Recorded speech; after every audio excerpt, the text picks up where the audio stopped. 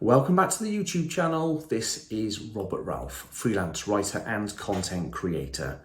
Today, I really wanted to talk about publications and what attracts you to the publications that you write in.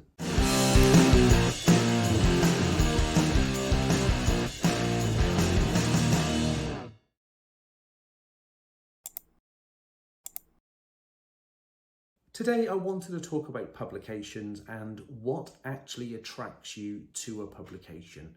Most people on Medium, I would suggest, write in probably 5 or 6 publications, and there's something that initially attracted you to that publication, and also there's a reason why you are sticking with that publication. So I just wanted to dive into, I guess, the psychology behind that. Why did you make that choice, and why have you stuck with that publication? And perhaps maybe explore the reasons why some people move away from that publication. I just think it might be interesting for the viewers to understand. I'm going to delve into it from my own experience, but please feel free to put your comments below and give me your experience of these different publications. So from my own experience, my number one, I guess, the reason I believe that people are attracted to publications is because they simply publish their work. There are lots of publications on Medium, over 13,000 I believe, and some publications are extremely easy to get into and apply to become a writer for, whilst others are a little bit of a lengthy and a difficult process. Take, for example, What Is Love to You? One of my publications. It is quite simple to get into that publication. You simply request in the comments section where it says write for us. My other publication, New Writers Welcome, there's a bit of an application form to go through, and at the moment I'm getting about 18% of people who apply I actually approve, so it's a much tougher process or publication to get into.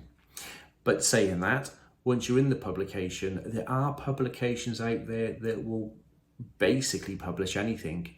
I'm not a massive lover of that, just because I believe that the actual reader deserves to have some quality content as opposed to just chucking a load of articles into your publication regardless of the quality. You then get other publications that probably receive 50, 60 applications a day, or 50 or 60 articles a day, I should say, and maybe just publish 10 or 15 of those articles, which I know for the writer can be extremely frustrating, and possibly one of the reasons that new writers in particular don't publish with those type of publications. So number one on my list, from my experience, one of the reasons that people join a publication and send articles to them is because they simply get published every single time, regardless of the quality of the content. The second thing that comes to mind is, even if a writer does not get their article published, one of the reasons that they might be attracted to a particular publication is because they get great feedback. With the majority of publications on Medium, editors will go through each individual story and decide whether it fits the criteria for that publication and whether to accept it straight away or reject it. And then second of all, if it's not quite up to standard, they give pointers on how to improve that story. Now, while some people might take that as being quite negative, from my own point of view, for me it's inspirational. I have the opportunity to publish an article in a publication and get people to give me feedback on the article that I've written. For me, that's a great thing, to receive feedback. Sometimes, you know, if I'm writing a book as an example, I would have to pay an editor to go through my work, and I'm paying them to look and critique my story. Whereas on Medium, you actually get that for free. So is that one of the reasons that you like the publications that you publish in, because of the great feedback you receive from the editors? I guess that would go hand in hand with my third reason, Do you publish in publications because you like the editors, like the owner, you get along with them? So I know there are some great connections on Medium. I myself have found some really great people and some writers that I would consider my friend. Many of those are editors. I will say that once you've got a good relationship with an editor, that it can be easier to get your work published in certain publications also. So my number 3 is, do you write for a publication because you simply like the owners and editors of that publication? Rolling on from there then, is it all about the community spirit?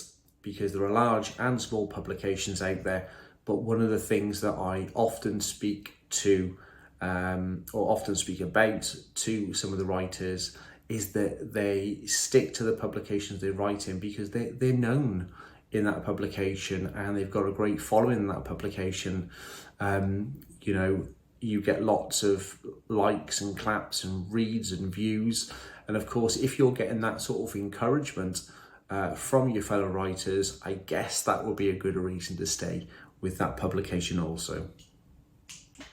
Following on to number 5 then, with the community aspect that I just spoke about and about those reads and views, is one of the reasons you stay with a publication because the amazing amount of comments that you get, because I know that comments on the articles that I write really make me smile. Not only, you know, has that person taken their time out of their day to open up your title, look at your picture, open up the article, but then they sit there and they read it, and they like it that much that they've decided to leave you a comment. And I know that can be really, really inspiring and spur people on. So again, comment below, is this one of the reasons that you stick to the publications that you write in? So number 6, I guess, would be that perhaps you have a particular niche and you were on a mad search to try and find a publication that would fit the niche that you were writing. I've recently taken up fiction writing, and I spent practically near a week trying to find some fiction publications that I thought would fit the bill for me. It was a very difficult search, and I really couldn't find any massive fiction publications out there. But I settled on 3 that I've been taken on as a writer for, and in one of those publications I've actually written a couple of articles as well. So is one of the reasons you joined the publications that you're in and you contribute to on a regular basis, is it because they basically accept your particular niche? Let me know in the comments. The next 2 and the last 2 on my list would be, let's start with the big publications. Do you write for a publication purely on the basis of the amount of followers that that publication has? I know that when I first joined Medium, I scouted around for the largest publication that I could follow and attempted to write for that publication. Of course, publications with a huge amount of followers in can be very, very difficult to get into and write for. However, putting all that work and effort into it, it can also be extremely rewarding. The chances are that if you are writing in a big publication, that you'll get more eyes and views on your articles, and of course that's how we get paid. So I don't blame anybody for trying to get into a large publication, and if you're lucky enough to be in one of those larger publications, is that the reason that you don't want to lose your status, I guess, to a degree, or certainly lose the fact that if you maybe venture off into other publications and spread yourself too thinly, that you won't get the likes, reads and claps that you previously had. So I do understand that point. I wouldn't suggest that I'm in any massive publications. I'm trying to think the biggest publication I'm in. The Writing Cooperative, I'm a writer for them, and I think they're just over 250,000 followers in that publication. So I was extremely pleased to write for those, and I've written a couple of stories and they've all done fairly well. So is one of the reasons you all joined a publication because of the actual size of that publication? Moving on from there, and the last one that I can think of, so my number 8 is, are you writing for a publication because it's small? Now, as incredible as that might sound, I do find that with the smaller publications, you do get that better community feel and spirit. Everybody knows everybody, and that can be a really good feeling to have. I mean, again, going back to what is loved to you, I'm obviously going to talk about my publications. Being a big fish in a small pond is quite a comfortable position to be in.